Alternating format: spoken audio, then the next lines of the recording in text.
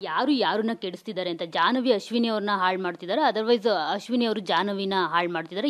ಯಾರನ್ನ ಯೂಸ್ ಮಾಡ್ಕೊಳ್ತಿದ್ದಾರೆ, ಯಾರನ್ನ ಪುಷ್ ಮಾಡ್ತಿದ್ದಾರೆ, ಒಂದಷ್ಟು ವಿಚಾರಗಳು ಈಗ ನಡೀತಿದೆ. ನಿಮ್ಮ ಒಪಿನಿಯನ್ ಏನು ಅದ್ರ ಬಗ್ಗೆ? ನನಗೆ ಯಾರನ್ನ ಹಾಳು ಮಾಡ್ತಿದ್ದಾರೆ ನಿಜವಾಗ್ಲೂ ಗೊತ್ತಿಲ್ಲ.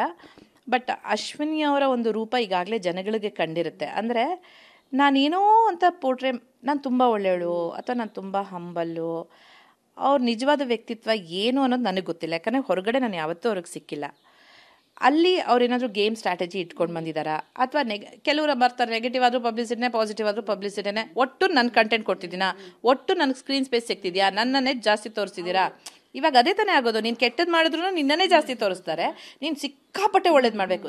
ಒಳ್ಳೇದು ಮಾಡಿ ತೋರಿಸ್ಕೊಳ್ಳೋದು ಕಷ್ಟ. ಇವಾಗ ನಾವೆಲ್ಲ ಮಾಡಿ ದಬಾಕಿ ಹೊರಗಡೆ ಬಂದಿದ್ದೀವಲ್ಲ, ಹಾಗೆ ಕೆಟ್ಟದ್ದು ಮಾಡಿದಾಗ that is natural human tendency. ಜಗಳಾಡ್ತಿದ್ದಾರೆ, ನಾವೇ ಇವತ್ತು ಅವರಿಬ್ರು ಜಗಳಾಡ್ತಿದ್ದಾರೆ, ನೋಡೋಣ ಇವತ್ತು ಬಿಗ್ ಬಾಸ್ ನೋಡಬೇಕು ಅಂತೀವಿ.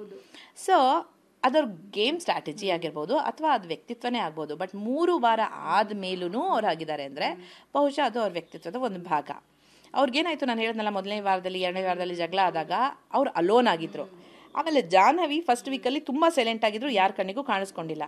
ಬಹುಶಃ ಇವ್ರ ತಲೆನಲ್ಲಿ ಒಂದು ಓಡಿರ್ಬೋದು ಜಾಹ್ನವಿಗೆ, ಯಾಕೋ ಇವರೇ ಜೋರಾಗಿದ್ದಾರೆ, ಇವ್ರನ್ನ ಜಾಸ್ತಿ ಸುದೀಪ್ ಸರು ಮಾತಾಡಿಸ್ತಿದ್ದಾರೆ, ಕೇಳ್ತಿದ್ದಾರೆ, ನಾನು ಇವ್ರ ಜೊತೆ ಹೋದರೆ ನನಗೆ ಸ್ಕ್ರೀನ್ ಸ್ಪೇಸ್ ಸಿಗ್ಬೋದು ಅಂತ ಇವ್ರು ಪ್ಲ್ಯಾನ್ಸ್ ಮಾಡಿರ್ಬೋದು, ಸ್ಟ್ರಾಟಜಿ ಆಗಿರ್ಬೋದು.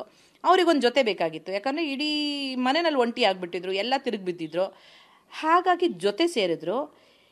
ಯಾರ ತಲೆ ಕೆಡಿಸ್ತಿದ್ದಾರೆ ಅಥವಾ ಇಬ್ಬರು, ಇವ್ರೊಂದು ಸ್ವಲ್ಪ ಕೊಡುಗೆ ಅವ್ರೊಂದು ಸ್ವಲ್ಪ ಕೊಡುಗೆ, ಇಬ್ಬರು ತಲೆ ಕೆಡಿಸ್ಕೊಂಡು ಇಬ್ಬರು ತಮ್ಮದೇ ಒಂದು ಪ್ರಪಂಚ ಮಾಡಿಕೊಂಡು ಬೇರೆಯವ್ರನ್ನ ಹೀಯಾಳ್ಸೋಕ್ಕೆ, ಬೇರೆಯವ್ರನ್ನ ಕೆಳಗಡೆ ತೋರಿಸೋಕ್ಕೆ ಟ್ರೈ ಮಾಡ್ತಿದ್ದಾರೇನೋ ಗೊತ್ತಿಲ್ಲ.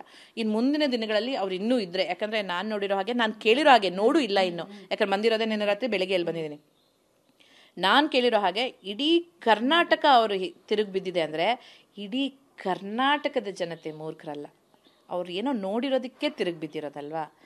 ಸೊ ನಾನು ಇಷ್ಟು ದಿನ ಈ 3 ವಾರ ಏನು ನಡೀತಲ್ಲ, ಅದು ತಪ್ಪು, ಅವ್ರನ್ನ ಹೊರಗಡೆ ಕಳಿಸ್ಬಿಡಿ ಅಂತಲೂ ನಾನು ಹೇಳಲ್ಲ, ಅದು ತಪ್ಪಾಗುತ್ತೆ. ತಪ್ಪು ಮಾಡೋದು ಸಹಜ, ತಿದ್ದಿ ನಡೆಯೋನು ಮನುಜ ಅಂತ ಹೇಳ್ತಾರೆ. ಚಾಟಿ ಏಟ್ ಕೊಟ್ರಲ್ಲ ಸುದೀಪ್ ಸರು, ಆ ಚಾಟಿ ಏಟ್ನ ಸರಿಯಾಗಿ ತೊಗೊಂಡು ತಲೆನ ತಿರುಗಿಸಿ, ಹೌದು ನಾನು ಇಲ್ಲಿ ಬಂದಿರೋದು ಬೇರೆ ಏನಕ್ಕೋ, ನನ್ನ ವ್ಯಕ್ತಿತ್ವ ಇದೇ ಆಗಿದ್ರು, ನಾನು ಬೇರೆ ಯಾವುದೋ ವ್ಯಕ್ತಿತ್ವದಲ್ಲಿ ಬಂದಿದ್ರು ಅಟ್ಲೀಸ್ಟ್ ಇಲ್ಲಿಂದ ಹೋಗೋ ಅಷ್ಟೊತ್ತಿಗೆ ಒಳ್ಳೆ ವ್ಯಕ್ತಿತ್ವ ಮಾಡ್ಕೊಂಡು ಹೋಗ್ತೀನಿ ಅಂತ ಅವ್ರು ನಿಜವಾಗ್ಲೂ ತೀರ್ಮಾನ ತೊಗೊಂಡು ಬದಲಾಗಿ ಚೆನ್ನಾಗಿ ಆಟ ಆಡೋಕ್ಕೆ ಶುರು ಮಾಡಿದ್ರೆ ವೆಲ್ ಆ್ಯಂಡ್ ಗುಡ್.